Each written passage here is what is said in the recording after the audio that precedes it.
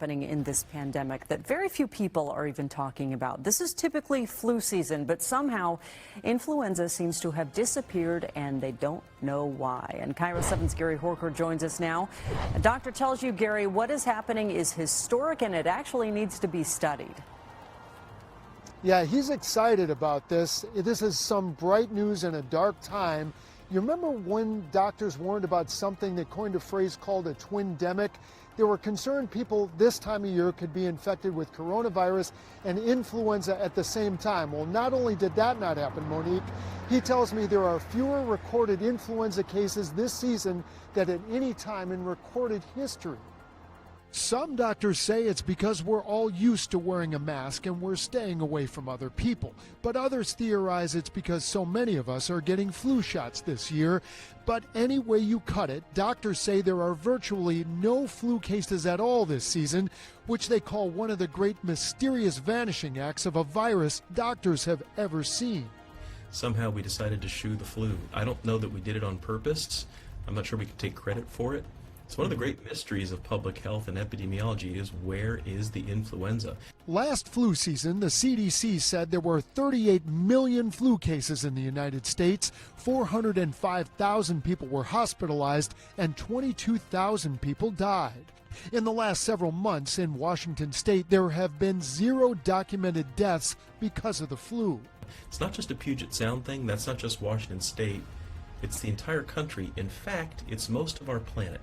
Dr. Paul Pottinger, who studies infectious disease, partially credits the flu shot.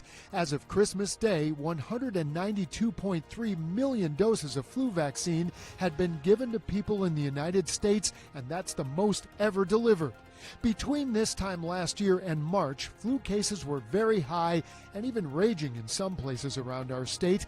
And then quite suddenly, around March 20th, when we were all locked down for the first time, those high flu numbers dropped straight down to nearly 0, and they just stayed that way. People stopped getting sick with the flu from then until now. There has never, in recorded history in the United States, been a year like this. Since we have been tracking influenza and pneumonia type illnesses, there's never been a year like this.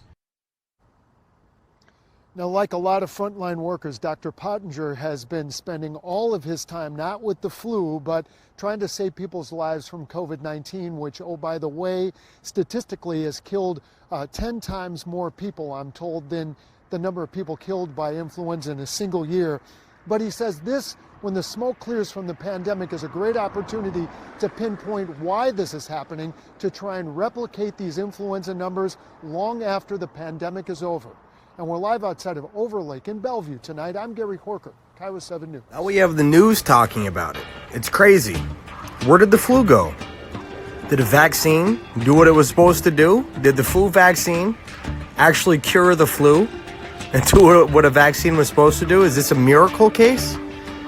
Doesn't really line up. Is COVID actually the flu?